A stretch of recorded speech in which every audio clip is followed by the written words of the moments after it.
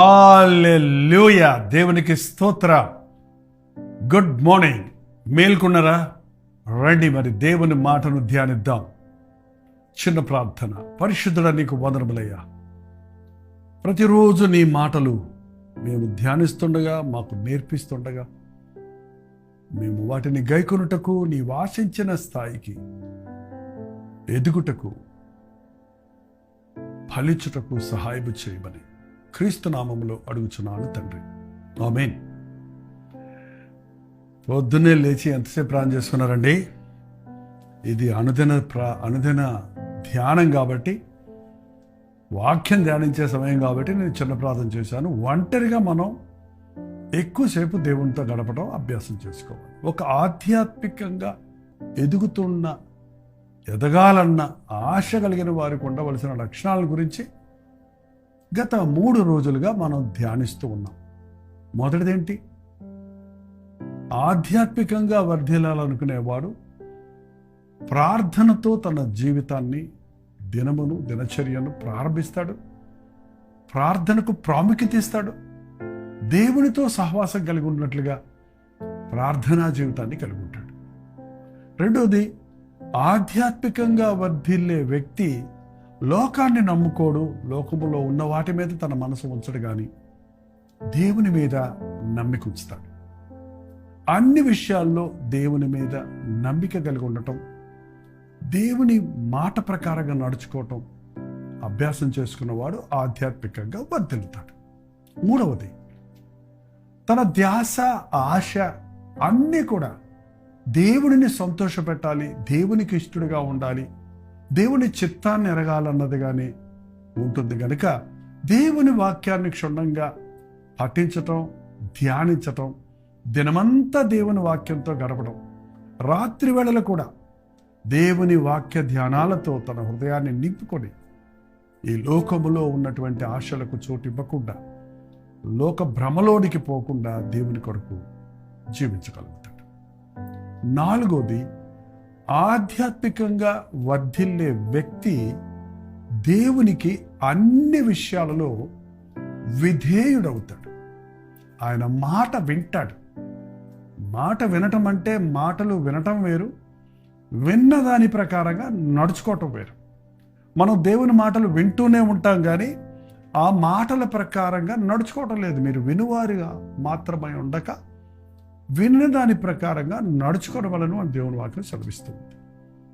కాబట్టి మీకు ఎంతో దేవుని వాక్యం తెలిసి ఉండొచ్చు, ఎన్నెన్నో విషయాలు ఇది దేవుని చిత్తమో, ఇది కాదు, ఇది దేవునికి ఇష్టమో, ఇది కానే కాదు అని మీరు ఎరిగి ఉండొచ్చు. కానీ మీ భక్తి ఎప్పుడు బయటపడుతుందంటే, దేవునికి ఇష్టమైన దాన్ని చెయ్యటం, ఇష్టం లేని దాన్ని మానటం చేయగలుగుతున్నారా, దేవుని మాటకు విధేయులవుతున్నారా అన్నది పరిశీలించుకోవాలి. ఒకసారి ద్వితీయోపదేశకాండం 27వ అధ్యాయం 10వ వచనం చదివితే, నేడు మీరు మీ దేవుడైన యెహోవాకు స్వజనమైతిరి. ఎందుకు మనం దేవుని మాట వినాలి? లోకం వినకపోయినా, లోకమంతా అపవాది మాట ప్రకారంగా అపవాదిని అనుసరించే వారిగా ఉన్నప్పటికీ, ఒకప్పుడు మనము అట్టివారిగా ఉన్నప్పటికీ, ఇప్పుడు దేవుని మాటకు, దేవుని చిత్తానికి, దేవునికి మనల్ని మనం అప్పగించుకోవాలి. ఎందుకంటే మనము ఇప్పుడు ఆయనకు స్వజనమైతే అయ్యాం, ఆయన సొత్తైన ప్రజలమయ్యాం. ఎస్, మీరు మారుమనసు పొందారా? మీ పాపాలు ఒప్పుకున్నారా? క్రీస్తు రక్తంలో కడగబడ్డారా? ఆయన మీ సొంత రక్షకుడిగా అంగీకరించారా? అయితే మీరు మామూలు కాదండి, మీరు దేవుని బిడ్డలు. మీరు లోక సంబంధులు కాదు, మీరు పర సంబంధులు. మీరు ఈ లోకంలో యాత్రికులు, ప్రయాణికులు అన్నది గుర్తించాలి. ఈ లోకంలో దేవుడు తన సొత్తైన ప్రజగా మనల్ని చేసుకున్నాడు. రాజులైన యాజక సమూహంలో మనల్ని చేర్చాడు. దేవుడు పరిశుద్ధ జనంగా మనం ఉండాలని ఆశిస్తూ ఉన్నాడు. కాబట్టి మనం విలువ పెట్టి కొనబడిన వారి కనుక, మనం ఆయన సొత్తు గనక ఆయన చెప్పినట్టు చేయటం అవసరం. దేవునికి ప్రతి విషయంలో ఎదురు చెప్పకుండా విధేయులవ్వటం నేర్చుకోవాలండి. నిజం చెప్పండి, దేవుడి చిత్తం ఇది తెలిసినప్పుడు దానికి మీరు లోబడుతున్నారా? పూర్వకాల ఉత్తరాలు రాసినప్పుడు ఉత్తమ విధేయుడు అని రాసేవారు. మీ విన్నపాలన్నీ పెట్టినప్పుడు, మీరు దేవుని దగ్గరకు వెళ్ళినప్పుడు, నీ విధేయుని ప్రభువా, నువ్వేం చెప్పినా నేను చేస్తాను అని మీరు సిగ్నేచర్ చేయగలరా? ఈ రోజుల్లో మానవుడు దేవునికి నేర్పించే స్థాయికి ఎదిగినట్టుగా కనపడుతున్నాడండి. ఇప్పుడే కాదు, అప్పుడు అంతే. నీ ప్రాణాన్ని కాపాడుకోవడానికి ఈ ప్రాంతంలో ఉండకుండా పారిపో అని లోతుకి తన భార్య బిడ్డలకు దూతలు చెప్పారు. నీ ప్రాణాన్ని కాపాడుకున్నట్టుగా ఆ గుహలోకి వెళ్ళి దాక్కో. వెనక్కి తిరిగి చూచి ఉపస్తంభం అయిపోయిన లోతు భార్యను పట్టి నువ్వు ఆగిపోకు, పారిపో అని చెబితే లోతు ఏమన్నాడో తెలుసండి? అలాగూ కాదు ప్రభువా, అంత దూరం నేను పోలేను ప్రభువా, అక్కడికి వెళ్తే నేను చచ్చిపోతానేమో ప్రభువా. అరే, ప్రభు మాటల్లోనే ఉంది, నీ ప్రాణం పోకుండా ఉండినట్లు నువ్వు అక్కడికి వెళ్ళి దాక్కోవయ్యా అంటే నేను చచ్చిపోతానేమో అంటున్నాడు. అలా కాదు ప్రభువా, ఇదిగో ఈ చిన్న కొండకు నేను వెళ్తాను అని దేవుని చిత్తాన్ని గనక కాక తన సొంత ఇష్టాన్ని కోరుకున్నాడు. చివరికి ఆ వంశాలే, లోతు వంశమే, అతని బిడ్డలు, కుటుంబం మొత్తం దేవుని నామానికి సిగ్గుదేవటమే కాదు, వారు శపితులైపోయినారు. ఎస్, దేవుని చిత్తం చేసిన వారు విధేయులైతే విరజిమ్ముతారు. అవిధేయులు అపవాదికి దాని అనుచరులకు సిద్ధపరిచిన అగ్నిగుండం పాలవుతారు. ఇట్స్ నాట్ ఆప్షన్ అండి. దేవునికి లోబడటమా లేదా అనేది నా ఇష్టం అని అనకండి. ఖచ్చితంగా మనం దేవునికి విధేయులం అవ్వాల్సిందే. మరి ముఖ్యంగా ఆయన సొత్తైన ప్రజలైన తర్వాత ఆయన మాట మనం వినాలి.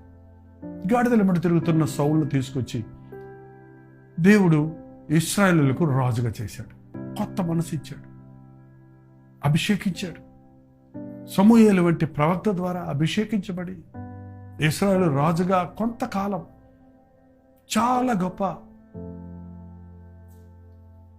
విశ్వాసిగా జీవించాడు. సమూయేలుతో పాటు ప్రయాసపడ్డాడు. కానీ మెల్లమెల్లగా సౌలులోనికి అవిధేయత రావటం మొదలుపెట్టింది. దేవుడు హెచ్చించిన తర్వాత అండి మనం తగ్గించుకోవడం నేర్చుకోవాలి. గర్వము పడిపోవటానికి కారణమవుతుంది. నాశనానికి ముందు గర్వము నడుచును, పడిపోవుటకు ముందు అహంకారపు మనస్సు నడుచును అని బైబిల్లో చెప్పినట్లుగా దేవుని మాట వినకుండా గర్వహృదయంగా ఉంటే నాశనానికి మనం చేరువవుతాం.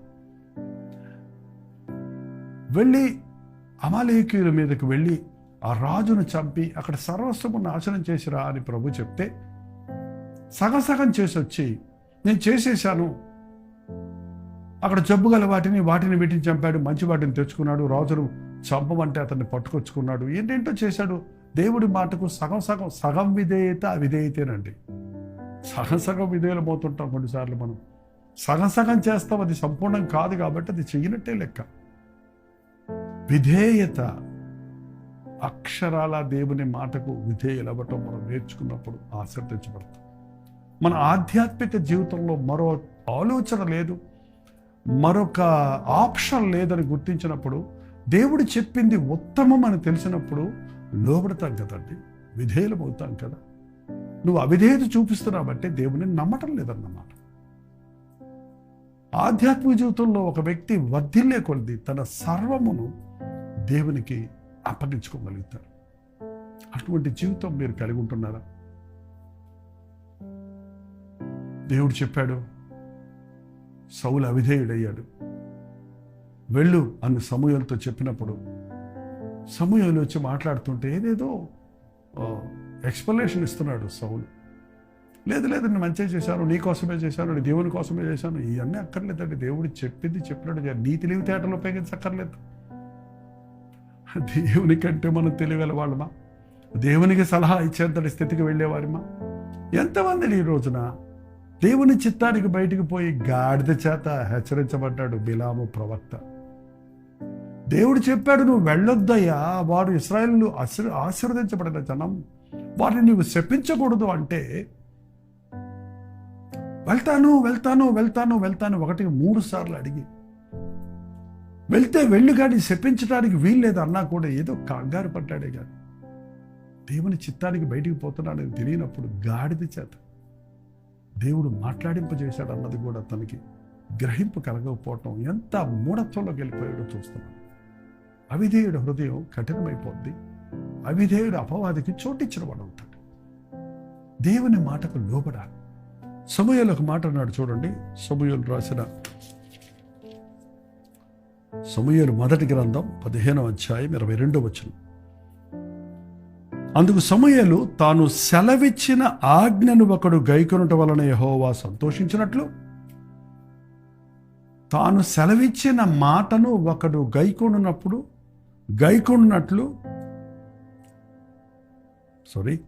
తాను సెలవిచ్చిన ఆజ్ఞను ఒకడు గైకొనుట వలన యెహోవా సంతోషించినట్లు, ఒకడు దహన బలులు అర్పించుట వలన ఆయన సంతోషించునా. ఆయన మాట వినకుండా ఆయనకు అర్పణలు ఎవరికి కావాలండి? ఆయన మాట ప్రకారంగా చేయకుండా నేను దేవుని కొరకు ఏదో చేస్తున్నాను అనుకోవటం వల్ల ప్రయోజనం ఏముంది? నీ ధనధాన్యాల కొరకు, నీ కానుకల కొరకు దేవుడు ఆశిస్తలేదు. నీవు ఆయన మాట వింటే చాలు. ఆయన మాటకు విధేయుడివైతే నువ్వు విధేయుడివైతే విరజిమ్ముతాం. ఈ రోజున చాలామంది జీవితాల్లో దేవుని మాటను పక్కన పెట్టి తమ సొంత ఇష్టాన్ని చేసుకోవటం వల్ల నష్టపోతున్నారు. ఆలోచించము. బలులు అర్పించుట కంటే ఆజ్ఞను గైకొనుటయు, పొట్టేళ్ల కొవ్వును అర్పించుట కంటే మాట వినుటయు శ్రేష్టము. మన ప్రభు, మనం ఆయన మాట విని విధేయులం అవ్వాలని. ఆయన మాట మనకు మేలు కలుగజేస్తుంది కనుక ఆయన మాట ప్రకారంగా మనం నడిస్తే మనం ఆశీర్వదించబడటమే కాదు, మనం అనేకులకు ఆశీర్వదించబడతాము కనుక దేవుని మాటకు విధేయులు అవ్వటం నేర్చుకోవాలి. ప్రతిరోజు దేవుడు ఏదో ఒకటి మనతో మాట్లాడుతూనే ఉన్నాడండి. అనుదినము ఆయన వాక్యం ద్వారా మనల్ని హెచ్చరిస్తూనే ఉన్నాడు, దిద్దుతూనే ఉన్నాడు. ఆయన ఆజ్ఞలను, శాసనాలను, ఆయన మనస్సును, ఆయన ఉద్దేశాలను, ఆయనకి ఏవి ప్రీతికరమైనవో ఏవి కావో అన్న సంగతి బయలుపరచబడుతూనే ఉన్నాయి. దేవునికి మిమ్మల్ని మీరు అప్పగించుకుంటున్నారా? మీ జీవితాన్ని దేవునికి అర్పిస్తున్నారా? మీ బిడ్డలను దేవునికి అర్పిస్తున్నారా? మీ వివాహం విషయంలో దేవుని చిత్తమే సిద్ధించునుగాక అని చెప్పగలుగుతున్నారా? మీ ప్రయత్నాలలో మీ తెలివితేటలు కాక దేవుని చిత్తముత్తమని గుర్తించి ఆయన చిత్త ప్రకారంగా పని చేయటానికి ప్రయత్నిస్తున్నారా? నా వెంబడి రండి, మిమ్మల్ని మనుషుల పట్టు జాలరుగా చేస్తారని ఆ రోజు పేతురు యోహానులను ప్రభు పిలుచుకున్నాడు. పునరుద్ధారణ తెరవుతో కూడా వారిని కనబడి మీరు సర్వలోకమునికి వెళ్ళి సర్వ సృష్టికి సువార్తను ప్రకటించండి, నేను నీకు తోడై ఉంటాను అన్నాడు. అన్నీ విన్న తర్వాత సడన్గా ఒకరోజు పేతురు అంటున్నాడు, నేను చేపలు పట్టబోతున్నాను అంటే మిగిలిన వాళ్ళు కూడా మేము కూడా నీతో వస్తాము అన్నారు. పోనీ పేతురు అంటే కూడా మిగిలిన వాళ్ళు అదేంటన్నా, మనల్ని దేవుడు సేవకు పిలిచాడు కదా, మళ్ళీ మన పాత వృత్తికి పోతామంటున్నామేంటి, మనం దేవునికి అవిధేయులు అవుతున్నాం కదా అని అన్నారా? అందరు కలిసి పోయారు. పోయి రాత్రి అంతా ప్రయాసపడ్డాడు. తెల్లారిపోతుంది, పొట్టలు మండిపోతున్నాయి. ఒక్క చేప కూడా పడలేదు. వారి సొంత ప్రయత్నాలతో. ఎంత పెద్ద ఎక్స్పీరియన్స్డ్ జాలర్లు అయినప్పటికీ ప్రభు వారిని చూచి జాలిపడి, ఒక చేప కూడా లేదా, ఆ కుడి పక్కన వెయ్యండి, నేను చెప్పిన చోట వెయ్యి, నేను చెప్తున్నాను వెయ్యి. ఇప్పుడు దేర్ ఇస్ నో ఆప్షన్ లేదు వాళ్ళకి. కాబట్టి వెంటనే వారి ప్రయత్నాలన్నీ విఫలమైపోయినాయి. ప్రారంభ దినాల్లో కూడా అలాగే జరిగింది. రాత్రంతా ప్రయాసపడ్డాం, మాకేం దొరకలేదంటే ప్రభు వెయ్యమన్నప్పుడు, నీ మాట చొప్పున వేస్తున్నామన్నప్పుడు విస్తారమైన చేపలు పట్టారు. అదే మళ్ళీ రిపీట్ చేయాల్సి వచ్చింది ప్రభు. ఆ రోజు మీరు విధేయులయ్యారు, ఈ రోజు మళ్ళీ ఎందుకు అవిధేయులు అవుతున్నారు? ఆయన చెప్పినట్టు చేసినప్పుడు వల పిగిలిపోయే అన్ని చేపలను పట్టగలిగారు. ఒకవేళ మీ బ్రతుకులో ఆశీర్వాదం లేదు, అభివృద్ధి లేదు, ఎదుగుదల లేదంటే మీ సొంత ఇష్టాన్ని చేసుకుంటున్నారేమో, దేవునికి లోబడటం లేదేమో, దేవుని మాటకు విధేయులు అవ్వటం లేదేమో. అందుకని ఆధ్యాత్మిక జీవితంలో వృద్ధి చెందడానికి బదులు క్షీణించిపోవటం అనేది జరుగుతూ ఉంది. ఆధ్యాత్మికంగా దేవునికి ఇష్టలుగా బ్రతకాలనే ఆశ మీకుంటే ఆయన మాటకు లోబడండి. ఆయన చిత్తానికి విధేయులవ్వండి. ఆయన సన్నిధిలో దినము ప్రార్థనతో, ఆ వాక్య ధ్యానముతో, ఆయన ఆయన ఆయన యందు విశ్వాసముతో మీ ప్రయత్నాలను చేయండి. మీ జీవితాన్ని సాగించండి. మీరు వర్ధిల్లుతారు. ఎన్నో రీతులుగా ఈ లోక సంబంధమైన వాటి కొరకు మనం ప్రయాసపడుతున్నాం. మనుషుల మాటలు వింటున్నామే కానీ మాట చొప్పున జరిగించు ప్రభు, మన మేలు కోరిన ప్రభువు మాటలు మనకు ఉత్తమమని నమ్మని మూలాన నష్టపోతూ ఉన్నాం. ఆధ్యాత్మికంగా వర్ధిల్లే వ్యక్తి అన్ని విషయాలలో దేవునికి విధేయుడవటం నేర్చుకుంటాడు. ప్రార్థన. పరిశుద్ధుడ ప్రేమగల తండ్రి, ఒక్కసారి మమ్మల్ని చూడు నాయన. దేవుని బిడ్డలు అని చెప్పుకుంటూనే అనేక విషయాల్లో నీ మాట ప్రకారం కాక మా ఇష్ట ప్రకారంగా చేసుకొని దినదినానికి అభివృద్ధి పొందడానికి బదులు క్షీణతను పొందుతున్నామయ్యా.